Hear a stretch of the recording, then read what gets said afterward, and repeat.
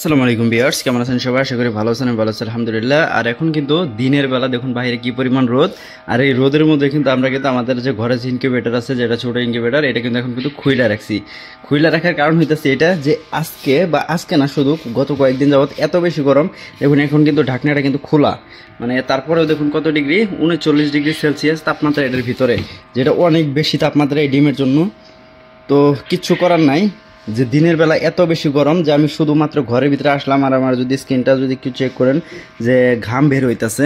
তো ইনকিউবেটর কিন্তু চালু আছে, কারেন্টও আছে এবং ইনকিউবেটরটা চালু আছে। যেদিকে যদি দেখাই, এখানে দেখাইতেছে 39.5, মানে এটার কিন্তু লাইট কিন্তু বন্ধ।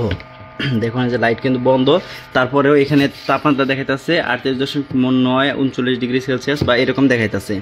তো এরকম ঢাকনাটা কিন্তু খুইলা রাখছে একদম, তারপরেও কিন্তু এত তাপমাত্রা। তো কি করব ভাইবা কুল পাইতেছি না। তো এই আমার কাছে বুদ্ধি একটাই যে এটা ঢাকনাটা আমি খুইলা রাখছি, সন্ধ্যার দিকে যখন তাপমাত্রা নিচের দিকে নামে তখন কিন্তু এটার ঢাকনাটা কিন্তু আমরা লাগিয়ে রাখি।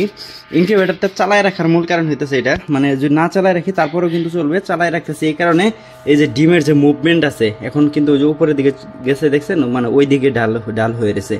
যখন এটা 60 মিনিট হবে, আমি আমাদের যেখানে যে একটা যে ইয়ে আছে রিলে, এই যে এখানে দেখা যায় যে দেখুন আমি সব কিছু 60-এ সেট করে রাখছি। মানে 1 ঘন্টা পর পর এটা মানে উপর নিচে হয়। যে দেখুন 26 মিনিট যাবত এটা কিন্তু ওই উপরের দিকে হয়েছে। যখন ওটা ওইখানে 60 হবে তখন কিন্তু আবার কিন্তু এটা নিচের দিকে আসবে। শুধু এই কারণে কিন্তু ইনকিউবেটরটা কিন্তু চালানো, আদারওয়াইজ এখানে চালানোর কোনো দরকার নাই।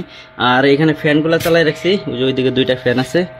ফ্যানগুলো চালানি খুবই দরকার, কারণ হইতেছে এগুলো হইতেছে কুলিং ফ্যান, মানে বাতাসটারে সার্কুলেশন একটা মুভমেন্টের মধ্যে রাখে, মানে বাতাস সার্কুলেট করা খুবই দরকার। তো এই কারণে 2টা ফ্যান চালানো আছে এর ভিতরে, যাতে অক্সিজেনের পরিমাণটা যেন ভালো থাকে, নাহলে গরম হয়তো এটার ভিতরে আরও বেশি হইতে পারে। তো এখানে যদি দেখাইতেছে এখন দেখতে পাইতেছেন যে 38.9। তো যদি এইটার বাইরে যদি এই মিটারটা যদি লাগানো হয়, যদি আপনি রোদের মধ্যে দেখি, তাহলে 42 থেকে 45 ডিগ্রি সেলসিয়াস পর্যন্ত দেখাইতে পারে। দেখুন আবার কিন্তু 39 হয়ে গেছে, দেখছেন 39 হয়ে গেছে। তো এত বেশি গরমের মধ্যে ইনকিউবেটরে ডিম বসানোটাও অনেক কঠিন। আমার মনে হয় যাদের বাড়িতে একটু ছায়া আছে, মানে টিনের চালের উপরে ছায়া আছে, ওই রকম ঘরের মধ্যে এটা বসাইলে খুব বেশি ভালো হবে। তবে যাই হোক, আমার কাছে যে বুদ্ধি আছে আমি ওইটাই করছি। হ্যাঁ, এই যে এখানে ডিম বসানো আছে সবগুলা। ডিমের ভিতরে ডিমগুলা ফার্টেল। আমি যদি একটু লাইট ধরে আপনাদের, এই যে আমার হাতে একটা ডিম দেখতে পাইতেছেন, এটা একটা হাঁসের ডিম। তো এটার মধ্যে একটু যদি লাইট ধরে যদি দেখাই, তাহলে আপনারা দেখতে পারবেন। এই যে দেখুন, যেটা সাদা অংশ দেখা যাইতেছে উপরে, লাইট ধরলে দেখা যাইতেছে ওইটা কিন্তু ওইটার মানে হইতেছে ফার্টেল। আর নিচে দেখা যাইতেছে একটু অন্ধকারের মতন। হয়তো এই ঘুপরুতে ঠিক মতো বোঝা যাইতেছে কিনা আমি জানি না, কারণ হইতেছে এটার ফোকাস একটু কম। তারপরে ওই যে যদি দেখায়, তাহলে ভিতরে আপনি দেখতে পারবেন যে কালো অংশ, বাচ্চা একটা নাড়াচাড়া করতেছে। যদি আরেকটা ডিম দেখায়, এই যে আরেকটা ডিম নিয়ে চলে আসলাম, এটা হইতেছে অন্য আরেকটা ডিম। তো এটার ভিতরেও যদি দেখাই, এই যে দেখছেন একই অবস্থা। তো এইগুলোর ভিতরে এগুলো ফার্টেল হয়েছে, ক্যান্ডেলিং করে দেখা হয়েছে। তো আমি কিছু নতুন ডিম এটার মধ্যে বসাইছিলাম, আর নতুন ডিমগুলো হইতেছে এই যে এগুলো হইতেছে নতুন ডিম। যদি এগুলো যদি দেখাই, এগুলো একদমই নতুন, ঠিক আছে। এটার ভিতরে হয়তো আমার যতটা বিশ্বাস ভ্রূণটা মারা গেছে। তো অন্য আর একটা ডিম দেখাই, এই হইতেছে অন্য আরেকটা ডিম যেটা নিয়ে আসলাম। একটু যদি আপনারা যদি খেয়াল করুন, তাহলে যে লাল লাল অংশ দেখা যাইতেছে, যে একটা কালো অংশ কিছু একটা নাড়াচাড়া করতেছে যেই জায়গায়, এই যে এইটার মানে হইতেছে এটার ভিতরে বাচ্চা হয়েছে, এটা কিন্তু একটু মুভমেন্ট করতেছে। তো একটু যদি কোয়েল পাখির ডিমগুলো যদি আমরা যদি চেক করি, তাহলে কোয়েল পাখির ডিম আমরা দেখতে পারবো। এই যে কোয়েল পাখির ডিম, হ্যাঁ, দিনের বেলায়ও ভালো রকম দেখা যাইতেছে। উপরে সাদা অংশ দেখা যাইতেছে, সাদা ফাঁকা অংশ, ওইটার মানে হইতেছে ফার্টেল ডিম। এখানে কিন্তু বাচ্চা কিন্তু চলে আসছে, আগামী কয়েকদিনের মধ্যে এইগুলা থেকে বাচ্চা ফুটে বের হবে। ঠিক আছে ভাই। ঘরের ভিতরে এত বেশি গরম যে ওখানে টিকতে পারতেছিলাম না, মানে ঘাম বের হইতেছে এখান থেকে, যদি একটু দেখেন। মানে ঘরের ভিতরে এত এত গরম যে কি বলবো। এখানে তো হালকা পাতলা বাতাস চলতেছে, যে কোয়েল পাখির ঘরে এখানে। তো দেখলেন তো ডিম কিন্তু ফার্টেল হয়েছে, কিন্তু এত বেশি গরম যে ইনকিউবেটর চালানোর দরকার পড়তেছে না। ইনকিউবেটরের ঢাকনাটা আমরা খুইলা রাখছি, আর এর কারণ হইতেছে মানে এমনিতেই 39°C, যদি বাহিরে যদি চেক করি তাহলে 42 থেকে 45°C আজকে তাপমাত্রা। এত বেশি গরম, মানে শুধু আজকে না, গত 3-4 দিন ধরে একই অবস্থা সেম। আমি প্রতিদিন এই ইনকিউবেটর ঢাকনাটা খুলে রাখি। কিছু ডিম আপনারা দেখছেন, একটা ডিম আমি দেখাইছি হাঁসের ডিম, যেটার ভিতর থেকে ভ্রূণ কিন্তু মারা গেছে। আর এর কারণ হয়তো এইটাই যে ওভারহিটিং এর কারণে কিন্তু এই ডিম থেকে তো বাচ্চা ফোটার রেটিংটা কিন্তু খুব কম আসে। তো এইবার বসাইছি কোয়েল পাখির ডিম, আশা করি ভালো রেটিং আসবে, কারণ এর আগেও বসাইছিলাম ভালো রেটিং আসছে। তো এইবারের কথা আমি শিওর দিতে পারতেছি না, তবে আশা করতেছি ভালো হবে, কারণ সবসময় কারেন্ট থাকে। কিন্তু আবার এত হিট, মানে যে দিনের বেলা এত বেশি হিট যে ইনকিউবেটর চালানোর দরকার পড়তেছে।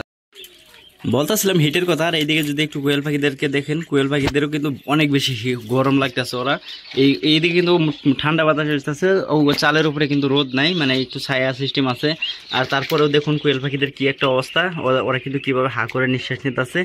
এই হা করে নিঃশ্বাস নেওয়াটা খুবই ডেঞ্জারাস। তারপরেও কোয়েল পাখিরা অনেক কি বলে যে অনেক মানে এই গরম সহ্য করতে পারে, এবং যতটা আমার মনে হয়, কারণ যেহেতু পোলট্রি মুরগির দিকে যদি আমরা তাকাই, যে লেয়ার মুরগিগুলো আছে ওরা কিন্তু এই গরমের মধ্যে কিন্তু প্রচুর পরিমাণ স্টক করে, আর কোয়েল পাখি কিন্তু ওই হিসাবে খুবই কম। ঠিক আছে, এই মোবাইল কিন্তু অনেক গরম হইতেছে এখন, বলে বোঝাতে পারবো না। তো যাই একটু দেখাই যে ডিম পারছে কোয়েল পাখি অনেকগুলা, আর এইগুলা হইতেছে সব থেকে আমার পুরান কোয়েল পাখি, আপনারা জানেন।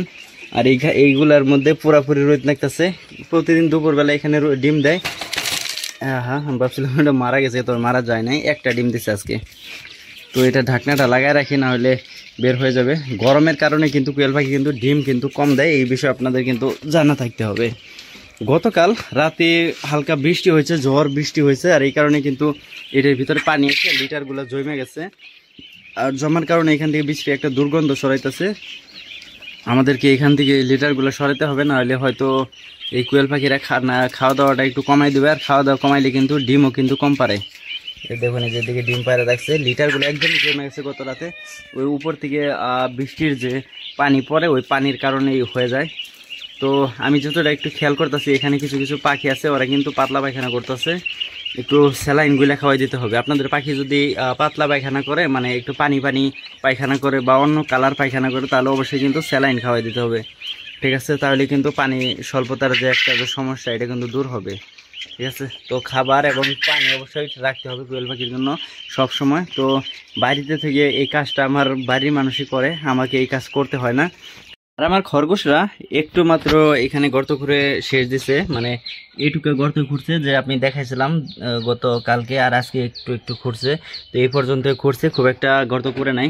গর্ত না করে এরা কিন্তু গরমের কারণে দেখুন কিভাবে শুয়ে রয়েছে। একটা মাত্র খরগোশ, ও কিন্তু খাবার খাইতেছে কাঁচা ঘাস, এবং এখানে আছে ভাত দেওয়া আছে, পানি দেওয়া আছে। তো এইগুলাই দেওয়া হয়েছে। এই যে এটা হইতেছে একটা পুরুষ খরগোশ, এই যে। আর ওইদিকে দুইটা শুয়ে রয়েছে ফিমেল খরগোশ, ওই সাদাটা আর এই হইতেছে কালোটা। ঠিক আছে, আর এইদিকে খরগোশটা আগে থাকতো খুবই নোংরা, এই সাইডটা একটু পরিষ্কার করে দিতে হবে, কারণ হইতেছে আমাদের খরগোশদেরকে আবার এই পাশে আনতে হবে, না হলে আমাদের যে কোয়েল পাখির যে বাচ্চার ব্রুডিংটা এই পাশে আমরা করতে পারবো না।